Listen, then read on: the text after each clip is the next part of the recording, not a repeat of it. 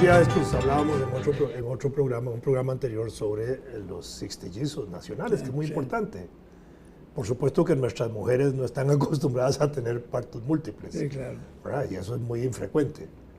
Pero, digamos, comparado con la naturaleza de los otros animales, ahí sí hay partos múltiples. Así como hay razas de animales que pueden tener 1 o 2, hay razas que pueden tener 14. Los gatos. No, yo quería contar esa experiencia, porque es una experiencia muy linda y muy curiosa de la naturaleza. Yo tenía perros gran daneses y pastores alemán. Un día andábamos buscando nosotros el gran danés para montar a la gran danesa y resultó que se adelantó el pastor.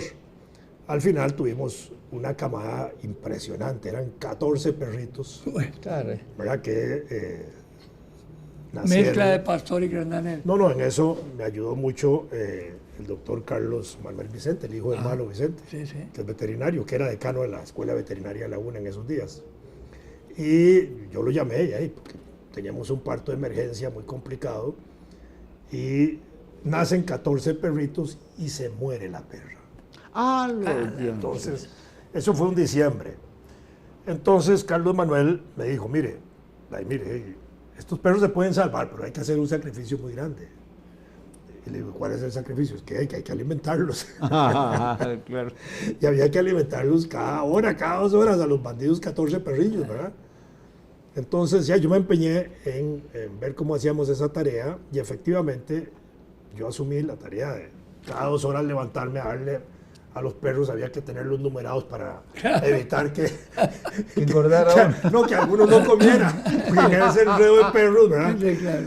Pero después me dijo, mire, cada vez que les debe comer, tiene que ponerle la pancilla al aire, ¿verdad? Mojar un algodoncito, pasárselo por la pancita para que inmediatamente que después de la leche defequen, porque eso es el efecto que hace la lengua de los perros en los animales, ¿verdad? Entonces yo hacía eso y me sentaba en la puerta de la casa frente a la entrada, ¿verdad? Eso fue como el primero o segundo día. Como al segundo día aparece el perro grandote, ¿verdad? El padre de las criaturas me ve a mí hacer eso, de ponerle el algodoncito húmedo, y empieza él a pasar la lengua de una manera natural, porque él no era el que tenía que hacer eso lo hace la madre. Claro. Y empieza él a hacer eso. Entonces, a partir de ese momento, cada 2 horas yo me sentaba en fila otra vez con todos los perrillos numerados, empezaba a darle la leche y ponía la pancilla al aire y llegaba el perro a lamerlos y cumplía esa función. Y ese mismo perro, en esa noche de parto, ¿verdad? Fue una noche larga de parto, la perra seguramente salió, se desplazó al patio a orinar o algo así y dejó un cachorrito tirado en el patio. El perro lo juntó y se dirigió al cuarto por la parte exterior de la casa a golpearme la ventana, ¿verdad? Con el perrillo en la boca, a darme a mí el perro, porque él no se lo daba a la perra porque seguramente lo hubiera matado. Claro. Pero la perra sí aceptó que yo le diera el perrito que el perro me había traído a mí, que es una cosa de Curioso, película, lindísima. Oye, les voy a contar Es un una de las milagro. experiencias más lindas que yo he tenido veras. en cuidado de animales y Sí. de mascotas. Fíjate, yo tenía unos salchichas, ¿no? Había una que yo nunca supe. Perdón, de esos 14 logré sobrevivir 12. Ajá. Sobrevivieron 12, que era muy difícil. Había una que yo me daba la impresión de que había sido un embarazo extraoficio porque no era muy salchicha, ¿verdad? Alma, mi mujer le puso la picolina. Parecía un salchichón. No, más bien más plaquilla Ah, ya. y como picudilla diferente. Pero bueno, resulta que la madre... Saguatish. La madre queda embarazada otra vez, y otra vez un montón de perritos, y se muere. La perrita esa, la picolina, era virgen, estaba jovencita. Y entonces los perritos, mi mujer mujer, ¿qué hacemos? Dales con chupón, que esto, que el otro. Salimos y a la perrita, la hermanita, le brota leche y se pone a alimentar a los perritos. El señor que vino, ¿cómo se llama? Iba a decir el anestesiólogo. El experto en animales. Veterinario. El veterinario que llegó se queda y dice, ¿ustedes se dan cuenta de las cosas de la naturaleza? Esto es un milagro, esto no puede ser. Digo, pues no puede ser, véalo. Ya la perrita echada y 5 perritos mamando ahí. Cosas que pasan, ¿verdad? Pero me decía eso, esas son cosas de la naturaleza. La vida sigue, es decir, se impone. Son cosas que uno no entiende cómo se dan, pero es el caso del perro lamiendo. Sí, claro. Sustituyendo a la madre. Claro, ahí, sí, un así instinto de la es. Sí, naturaleza. sí. Curioso. Sí, es curioso, sí. Era como haberle tomado un film. Yo nunca lo hice y no se me ocurrió, pero era de película. Claro. Lo mismo esa escena de irme a llevar a mí un cachorrito que se encontró de ese parto para que yo se lo pusiera en el nido a la perra. En la experiencia que he tenido yo de eso, los perros grandotes tipo gran danés o pastores han sido mejor que los rottweiler como madres. Sí. Me parece, a mí, en la experiencia que yo he tenido. Más partos, más número y mejores madres. Pero cuesta mucho. Un último parto, hace un año, tuve a la par un nietito de 2 años, observando, que fue una experiencia maravillosa para él, porque le íbamos explicando, él ya entendía bastante en materia de lenguaje las cosas y observó mucho el nacimiento de los perros, la limpieza de los perros y después en los días siguientes el cuidado que había que tener. Y fue una experiencia que todavía la recuerda. Por ejemplo, ese es un chiquito que estaba con nosotros en esos días por 6 meses que estuvo con nosotros, después se lo llevaron para Estados Unidos. Justo anoche regresó mi hijo y contaba que el Wililla, que ya tiene 3 años, ya no 2, quería venir a ver los perritos otra vez. Claro. Y le quedó eso grabado de por vida, ¿verdad? ¿Vos tenés 2 hijos allá viviendo? No, uno ahorita, solo uno. Sí. Ya. Estaba viendo en un video esas maravillas que hacen los biólogos con cuidado en el fondo, en las profundidades del océano. Filmaron el parto de unos caballitos de mar. Eso sí debe ser una cosa Mira, es realmente como de luces de conmovedor porque el número no lo puedo decir porque eran montones. multitudes que salían de la pancita de la caballita de mar, ¿cómo se llama? La mulita de mar. La yegüita. Exacto. La yegüita de mar, claro, que como Está mulita. bueno la yegüita. Pero eran mínimos, pero ya igualitos. Y nadaban, se dirigían a su destino de una vez. Pequeñitos. Se la arreglaron para que se pudieran ver, pero eran miríadas. Entonces hay que hablar de parto múltiple. Lo que es la naturaleza. Esas son Del caso de las tortugas. Bueno, claro. Sí. Nacen, las dejan ahí, los huevos, desoban, nacen y después empiezan por miles a desplazarse de manera natural otra vez hacia el mar. Pero y en las rutas muchas oceánicas se las comen los bichos. Pero aparte claro. de eso, sí, hay un Pero eso porcentaje. le pasa a rutas- todo el mundo. en las rutas- a todos los animales. aquí en la sociedad también hay gente Claro. que se come a otros. No es así. Claro. Pero El lobo es el lobo del hombre, ¿cómo era que decían? Sí, ¿cómo era? Sí, era. Sí, claro. No, pero Pero ¿cómo era la frase? El peor es el lobo político. ¿cómo es? Homini lupus homini. Exacto. Homini lupus homini. Así es la frase. Sí. Lobo del hombre. Claro. Sí, bueno, es que... Pero el caso de los cocodrilos, yo siempre gozo con la historia del borrachito que llega a la cantina y pide un farolazo y se lo sirven. Y entonces, no puede ser, decía. Y entonces el otro pedía otro. Pero al final el cantinero, de tanto no puede ser, dice, pero ¿qué es lo que no puede ser? Dice, es que estuve leyendo que las cocodrilas del Nilo ponen 300,000 huevos de una sola vez. ¿Y eso qué? Bueno, que luego nace cuando empollan, 275,000 se los comen los depredadores, incluso los tatas. ¿Y eso qué es? Bueno, que los 25, y finalmente te das cuenta de 300 que quedan vivos. Y te dice el cantinero, pero ¿todo eso qué? Dice, ¿te imaginas que sobrevivieran todos? Estaríamos de cocodrilos hasta aquí. Y es que eso es cierto. Es cierto, la historia es cierta, el número de cocodrilos, en el caso del Nilo, que además son cocodrilos gigantes esos bichos. sí, bueno, pero salen miles y miles, y luego en el recorrido que tienen que hacer inicial, Sí, claro. las aves de rapiña y todo se comen, y finalmente las cocodrilas tienen que entrar en una lucha a muerte con los machos de la especie, porque los machos tienden a comerse los Bueno, en pequeños. muchas especies las madres cuidan a las crías del macho. Ujú. Sí, claro. Eso. Les voy a contar una historia que es cierta y a vos te va a hacer mucha gracia. Estaba en Bogotá, yo en la embajada de Costa Rica, y hay una reunión allá, y llega Chalo Facio, y llega con su gran amigo, en ese entonces acababa de ingresar al gabinete, era no sé qué, Oscar Arias, jovencito. Y entonces, bueno, llegamos al hotel, ¿verdad? Y Oscar se fue para ahí y me dice, puta, qué aburrido, perdonen la expresión, qué aburrido. Todo lo que le digo me hizo un discurso. Y, puchica, qué pereza, y no sé qué. Decía, Chalo.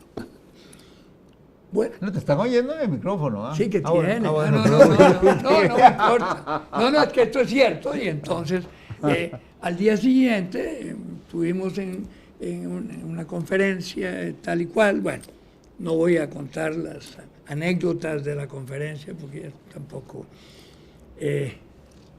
veníamos en el carro y entonces Chalo me hizo así. Entonces yo, pues un amigo mío, un tipo que solo de estadísticas hablaba, de estadísticas para arriba, y no se le podía decir nada, porque es que vos no sabes nada de estadísticas, es que...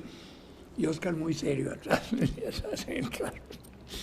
Entonces, bueno, pero vos solo hablas de... Sí, bueno, pues es que vos no tenés ni idea de lo que son las estadísticas. Por ejemplo, vos sabés cuántos cocodrilos nacen en un año, en un día, en tal lado, en un lugar. Y bueno, no tengo ni idea, te das cuenta que no sabes lo que son las estadísticas.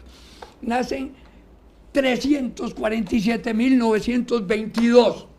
¿Cuántos? 347.922. Bueno, miren, ve, no sabes lo que son las...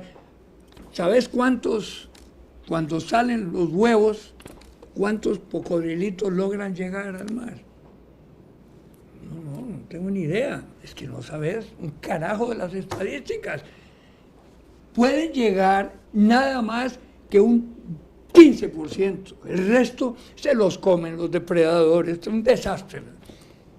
Ah, sí, qué interesante. Ah, ¿te das cuenta de lo que son las estadísticas? Sí, bueno, pero ¿sabes cuántos logran llegar a las cuevas bajo el agua? No, mijo, no tengo ni idea. Bueno, un 2% nada más. Porque los pescados se comen, hacen piñata con los que van entrando. Sí, bueno, ¿qué? Bueno, para que te des cuenta de lo que son las estadísticas. Saca una conclusión de lo que son las estadísticas. Sí, gracias a Dios. Si no fuera por las estadísticas, estaríamos hasta aquí de cocodrilo. Eso, oíme, y Chalo Facio revienta la carcajada. Y Oscar dice, cuento muy malo. Nunca se me olvida. Y él lo va a oír este programa porque lo oye, porque me lo dijeron. No, hombre. Entonces va a oír este cuento. No, hombre, ¿cómo va a estar oyendo eso? Sí, lo oye. Ah, bueno, pues no. Volviendo a ¿Cómo pierde el tiempo? Ay, volviendo a los partos de humanos múltiples, ¿verdad? Porque hoy nosotros sí vemos con maravilla y asombro un parto de 6 chiquitos en Costa Rica y felicitamos al Hospital Nacional de Niños y al Cuerpo sí. Médico Nacional, obviamente que sí. Pero uno dice, si uno se remonta a los tiempos antiguos, ¿verdad? Y no hay que irse muy largo, si solo nos retrocediéramos 100 años, cuando no tenemos la medicina que tenemos hoy, eso es una tragedia médica. Sí, claro, ¿verdad? claro. Si nos remontamos más allá, todavía más. Y al final uno podría terminar concluyendo que la especie humana, todos nosotros hoy sobrevivimos especialmente por el papel de las mujeres más que por el papel de los hombres. Vamos a ver, voy a poner el ejemplo. Si nos vamos a las etapas más primitivas del mundo, ¿verdad? Hace 5 millones y medio, cuando estaban ahí los primeros hombrecillos caminando ahí por África, que de ahí venimos todos ahora, porque todos somos del continente negro, ¿verdad? Los restos más antiguos. No, pero más en los mapas es verde. Ah, En los mapas casi siempre África es verde. curiosamente la pintan de verde, sí, sí. Por racistas los europeos. Sí, ¿verdad? Exactamente. Entonces, y que esos antiguos hombres se desplazaban por metros por día, porque todavía tenían los pies corvos y toda la cosa, y tenían arcos, y era una cosa muy complicada. Y los embarazos de esas mujeres originales, las primeras, deben haber sido igual de complicados que los de ahora, eso no cambia. Sí, claro. Pero, ¿cuál era, digamos, la esencia de esas mujeres que tenían que irse desplazando lentamente por metros por día, en pequeñas manadas o grupos, que cuando la mujer estaba embarazada no tenía hoy los cuidados del pediatra, del especialista, de la obstetricia, del obstetra, de todos esos que cuidan hoy a la mujer, que le ven las vitaminas, que le están todo ese tipo de cosas. No, ahí era a lo que la naturaleza mandaba. Porque ella no sabía que estaba embarazada, probablemente. Bueno, instintivamente, al final sabía que venía un bebé porque Y si sufría los dolores. Claro, Y claro. entonces seguramente por el lenguaje que tenían con sus antiguos congéneres, les pedía que la dejaran desplazarse ahí un momentito para tener su bebé, se desplazaba, buscaba un charco, un río, alguna cosa para lavarse y eso, y tenía su carajillo, y o carajilla, y tal vez le daban unos minutos de descanso, unas horas de descanso, un día, 2, no importa, pero hay un grupo siempre donde no se desplazaban en distancia nada más que de metros, para volver a seguir caminando la mujer con el huililla a cargo. Pero el problema no era el parto, digamos, esa era una parte del problema, la placenta de esa mujer antigua, cuando no tenía un asistente, no tenía una obstetra, no tenía un médico, no tenía un neonatólogo, nada. Lo mordían. Entonces, ¿qué hacían ellas? Si uno ve los animales domésticos que comen la placenta, se la tragan, ¿verdad? Sí, sí. Las vacas también, yo he visto Sí. eso, y algunos otros animales. La mujer antigua se comía la placenta o la enterraba. Bueno, lo que pasa es que la cuando podía dicen- enterrar o podía comérsela porque era, digamos, la forma de proteger a la cría para que Sí, no claro, atrajera, claro. digamos, por los olores de la placenta, otras depredadores. Sí, sí. Pero quizás en algunos casos hasta se podía comer la placenta. Cuando hemos visto un parto, los que hemos visto partos, vemos cómo el médico después del parto mete la mano en el útero, con guante obviamente, y jala todos los restos placentarios para que no hagan infecciones. En la época antigua eso no podía hacer. Lo que pasa es que, bueno, vos estás hablando de...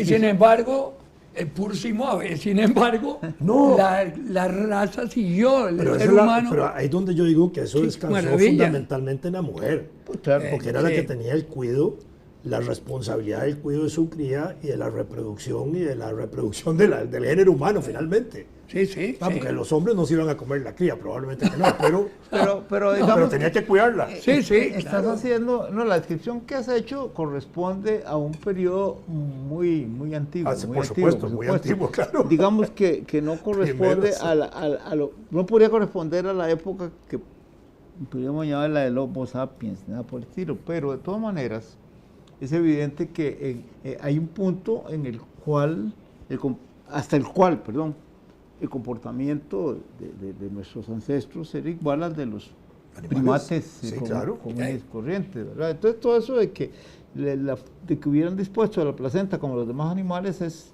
de esperar, es de suponer. Yo siempre le preguntaba a mis estudiantes cuando les explicaba el mundo antiguo, ¿ustedes se comerían la placenta? Sí, claro, claro. Pero por supuesto que todas decían que no, pero digo, pero si se la ponen en cosméticos. Claro, esa es otra historia. Claro. Sí, sí, sí. Porque sacan eso y ¡pum! Ya hacen cosméticos. Bueno, de vos te placenta. fuiste bastante atrás. Ahora, ¿qué tal cuando salimos del mar? Ah, bueno, no, pero... ¿Qué pasa? Es que ya, es que muy bonito, irse para atrás y seguir. No, claro. Pero es interesante eso digamos, el que hayas escogido ese momento, digamos, dijiste 5 millones de años, no tiene mucha importancia, puede ser uno más, uno menos. Desde el punto de vista nuestro, con la experiencia, digamos, de la especie, deberíamos llamarla la experiencia específica. Hay coincidencias también ambientales que facilitaron las cosas, ¿verdad? Que facilitaron lo que le hicieron menos difícil. Digamos que alguna vez yo recuerdo que don Claudio Gutiérrez estaba, por alguna razón,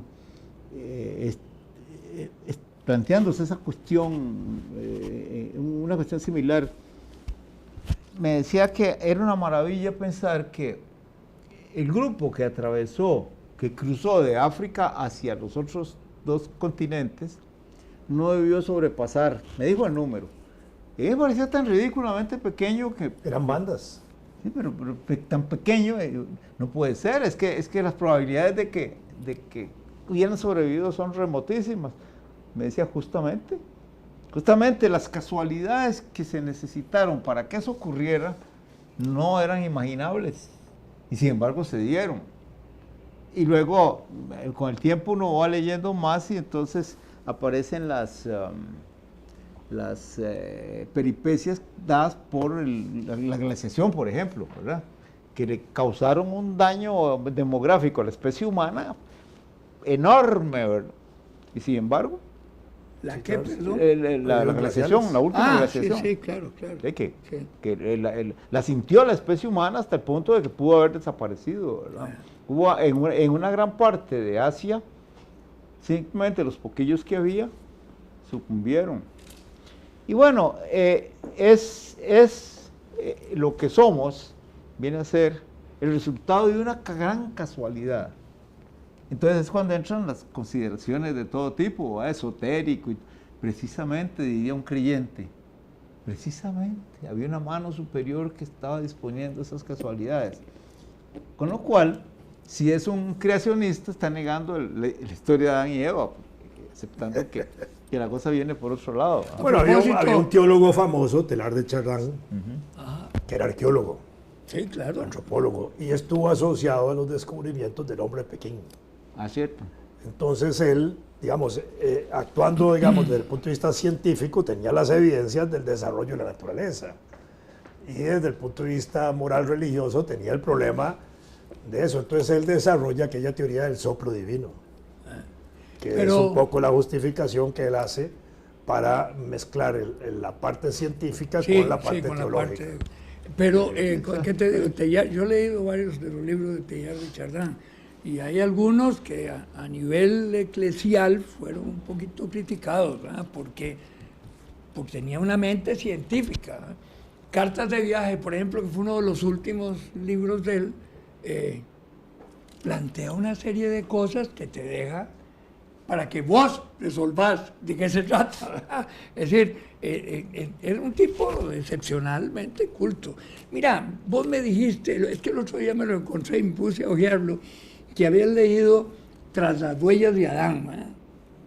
Pero hace tiempo. Sí, no, si ese libro lo tengo de cuando... Eso es arcaico. Arcaico, es decir, cuando yo en segunda enseñanza, y me puse a ojearlo, y ahí está todo eso desde el origen, ¿verdad? Interesantísimo. Claro, escrito en una época en que... Que había que andar con pies de plomo. Sí, claro. No, el mejor ejemplo que vuelvo a él, porque a mí me fascina, Lucrecio. Lucrecio rompe con todos los esquemas religiosos de la antigüedad, ¿verdad? Los dioses y todo eso, y sin embargo inicia su obra invocando a una diosa. Bueno, hay que aterrizar, dice. Aterricemos sobre Lucrecio.